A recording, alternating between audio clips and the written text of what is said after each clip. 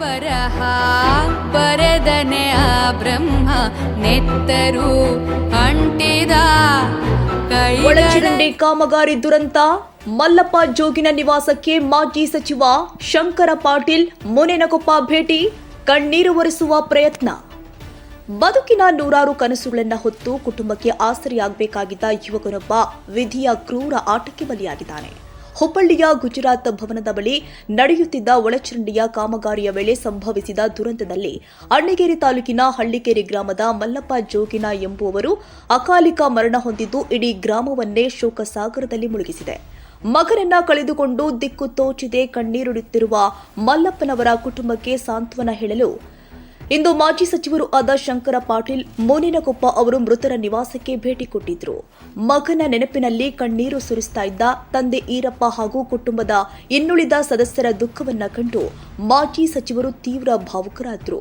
ಕುಟುಂಬಸ್ಥರ ಕೈ ಹಿಡಿದು ಹೆಗಲಿಗೆ ಹೆಗಲು ಕೊಟ್ಟು ನಾನಿದ್ದೀನಿ, ಧೈರ್ಯಗೆಡಬೇಡಿ ಎಂದು ಸಾಂತ್ವನ ಹೇಳಿದ್ದಾರೆ. ಕೇವಲ ಮಾತುಗಳಿಗೆ ಸೀಮಿತವಾಗದೆ ನೊಂದ ಕುಟುಂಬಕ್ಕೆ ತಕ್ಷಣವೇ ವೈಯಕ್ತಿಕವಾಗಿ ಧನ ಸಹಾಯ ಮಾಡುವುದರ ಮೂಲಕ ಮಾನವೀಯತೆ ಮೆರೆದಿದ್ದಾರೆ. ಅಲ್ಲದೆ ಮುಂಬರುವ ದಿನಗಳಲ್ಲೂ ಕುಟುಂಬದ ಜೊತೆಗೆ ನಿಲ್ಲುವ ದೃಢ ಭರವಸೆಯನ್ನು ಕೂಡ ಕೊಟ್ಟಿದ್ರು. ಬಡ ಕುಟುಂಬದ ಆಧಾರ ಸ್ತಂಭವಾಗಿದ್ದ ಜೀವವೊಂದು ಗುತ್ತಿಗೆದಾರರ ನಿರ್ಲಕ್ಷ್ಯಕ್ಕೆ ಬಲಿಯಾಗಿದೆ. ಮಲ್ಲಪ್ಪನ ಅಗಲಿಕೆಯಿಂದ ಆ ಕುಟುಂಬ ಬೀದಿಗೆ ಬೀಳುವಂತಾಗಿದೆ.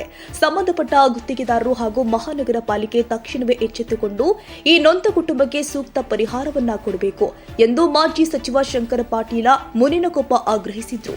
ಈ ಅತ್ಯಂತ ಆಪ್ತ ಹಾಗೂ ಭಾವನಾತ್ಮಕ ಸಂದರ್ಭದಲ್ಲಿ ಮೃತರ ಕುಟುಂಬಕ್ಕೆ ಧೈರ್ಯ ತುಂಬಲು ಮಾಜಿ ಸಚಿವರ ಜೊತೆಗೆ ಪ್ರಮುಖರು ಆದ ಎಂಎಸ್ ದಿಂಡಿ, ಶ್ರೀನಿವಾಸ್ ಗಿರಡ್ಡಿ, ಗಿರೀಶ್ ತಟ್ಟಿಮನಿ, ಹನುಮಂತ ಇಬ್ರಾಹಿಂಪುರ, ಕುಮಾರ್ ಗಿರಡ್ಡಿ, ನಿಂಗಪ್ಪ ವಾಯ್ಗಲ್, ಮುದಗಪ್ಪ ಲಕುಂಡಿ, ದೇವಪ್ಪ ಗುಲಗಂಜಿ ಹಾಗೂ ಮಹೇಶ್ ದೇಸಾಯಿ ಸೇರಿ ಗ್ರಾಮದ ಹಿರಿಯರು ಉಪಸ್ಥಿತರಿದ್ದು ಮೃತರ ಆತ್ಮಕ್ಕೆ ಚಿರಶಾಂತಿ ಸಿಗಲೆಂದು ಪ್ರಾರ್ಥನೆ ಮಾಡಿದ್ದಾರೆ.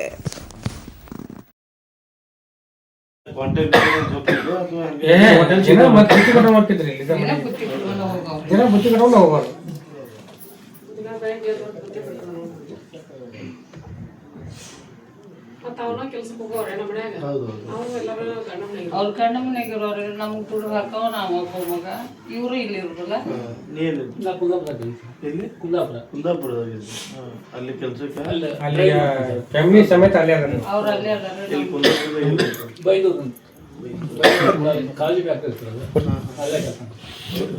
ಫ್ಯಾಮಿಲಿ ಹೆಣ್ಮಕ್ಳು ಅಲ್ಲೇ ರೀ, ಅಲ್ಲೇ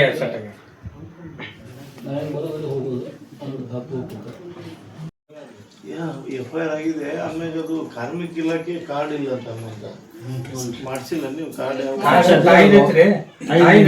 ತಾಯಿದಲ್ಲ, ಮಗನ ಹೆಸರು.